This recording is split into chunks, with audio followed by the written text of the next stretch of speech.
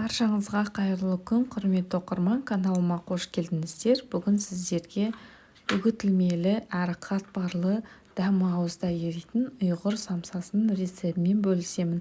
Қазіргі кезде мастер-класстарда сатылып жүрген оригинал рецептің бірі. Видеоны соңына дейін қараңыздар. Бізге қажетті ұн, жұмсақ сары май, айран немесе қаймақ, жұмыртқа және тұз қажет болады. Қажетті мөлшерді төменде описанияда жазып қалдырамын. Алдымен електен өткізілген ұнға жаңағы жұмсақ сары майымызды салып, крошка дайындаймыз. Егерде май қатып тұрған болса, онда теркадан өткізіп жасауға да болады. Осылай қолымызбен езе отыра крошканы дайындаймыз.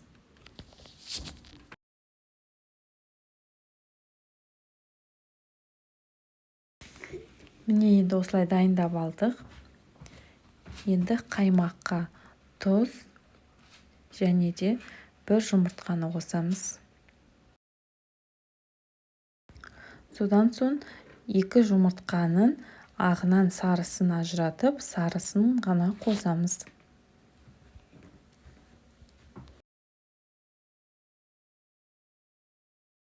Енді барлығын жақсылап араластырып, енді осы дайын болған массаны жаңағы ұнға құя отыра қамыр илейміз.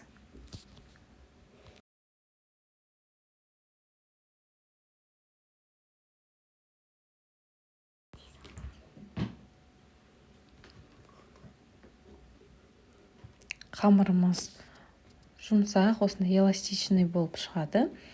Енді бетін жауып тындыруға 20 минуттай қоямыз. Енді еғанған қамырды 2 бөлікке бөліп, ұн сеуе отыра оқтаудың көмегімен жұқа етіп жаямыз.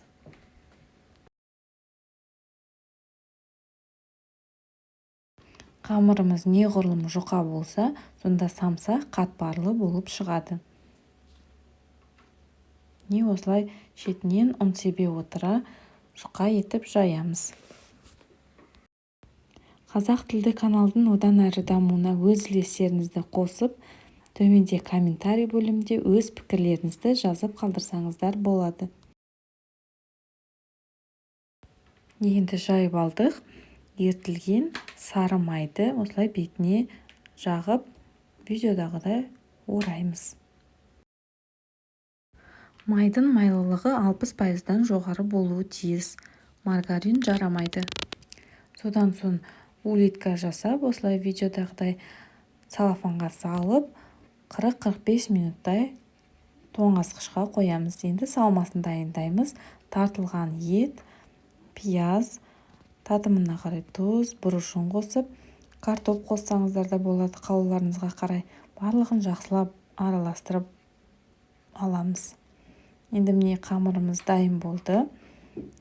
Видеодағыдай бөліктерге бөліп, болмаса весаның көмегімен бірдей мөлшерде өлшеп алсаңыздар болады.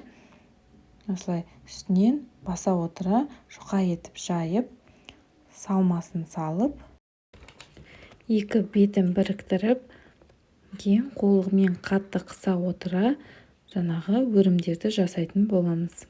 Егерде бұлай жасау қиындық тудыратын болса, басқадай формада жасауларыңызға болады. Осылай көп мөлшерде самсаларды жасап, тоңазытқышта қатырып, керек кезінде қажет мөлшерін пісіріп қолдансаңыздар болады. Осылай барлық самсаларды жасап аламыз.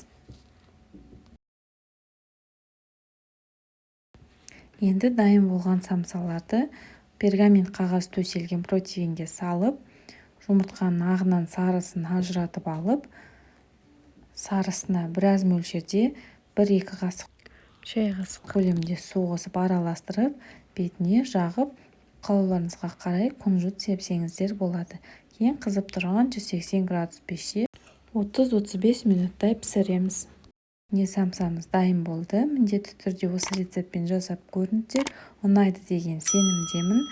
Видео ұнаса лайк басып, комментарий жазып, каналға тіркелуге ұмытпаңыздар.